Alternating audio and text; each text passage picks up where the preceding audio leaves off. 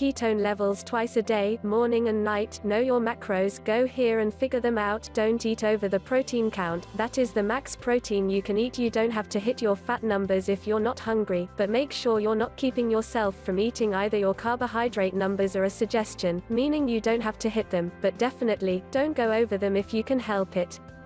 Lots of greens, lettuce, kale, broccoli, cauliflower, minimal meat portions, and lots of fats. Cover everything in fat. I promise, you'll thank me later. In the beginning, I would suggest keeping track of everything and playing with your carb levels so you can find maximum ketosis for yourself. Some people can get into ketosis eating higher levels of carbs than other people. Some folks require eating fewer carbs to enter ketosis. Perks of each person's body being completely different. You have to figure out what works for you and your body.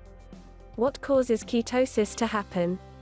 Ketosis happens when you drastically reduce the number of carbohydrates you're eating on a daily basis. You're ultimately depriving your body of glucose that comes from the carbs you're eating.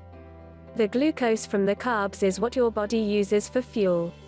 When you reduce the amount of glucose you're feeding yourself, your body has to look for an alternate source of fuel to keep you energized. That's why we increase the grams of fats we're eating. Fat is another source of fuel we can eat and use. Our bodies turn fat into ketones, which our body then uses as fuel. Here's a look at the 3 types of ketones our body makes. You can test your blood or your urine for excess ketones. But, after you get to a point where your body is using ketones efficiently, you might not have them register on a device. So, just a little fair warning there. How to get into ketosis in 24 hours? So, if you're a bit impatient or maybe have a lot of impatience, there is a way to get into ketosis really fast. If you're pretty diligent, you can actually figure out how to get into ketosis in 24 hours. Some ideas are simple and some are a bit more labor-intensive or crazy in my opinion. But, I wanted to share these ideas with you so you had the option if you so chose to go this route. With all this being said, please be careful with trying to get into ketosis so fast. First, you'll probably experience the keto flu, and that in and of itself can be pretty horrible. I wouldn't advise this route if you have to be sane at work. Second, if you cut your carbs really drastically, it can cause a lot of upsets with your digestive system because you'll be shifting your entire way of eating.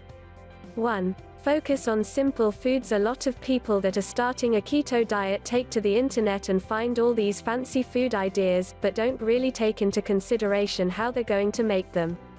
My thoughts are all for keeping it simple. Also, don't lean heavily on cheese, dairy or bacon when you start this diet. All things in moderation, but a lot of people get hung up on cheese crisps, palm crisps, or that bacon is really fatty. Feed yourself really nutritious foods to maximize your path to ketosis. 2. Work out to burn off glucose. One of the best ways to get rid of excess glucose in your system is to burn it off with exercise.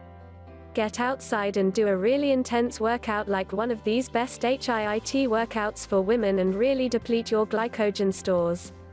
Once all the glycogen and glucose are depleted from your system, your body will be forced to convert fat into ketones.